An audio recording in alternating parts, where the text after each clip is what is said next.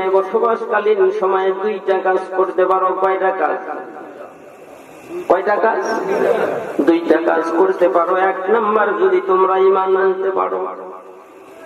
দুই নাম্বার, ঈমান আনার সাথে সাথে তোমরা যদি আমালে সলে করতে পারো, ভালো কাজ করতে পারো, আমি আল্লাহ তোমাদেরকে প্রতিশ্রুতি দিতেছি, আমি আল্লাহ তোমাদেরকে জান্নাতের বসবাসকারীর জন্য বরাদ্দ করব। শুনুন মারহাবা।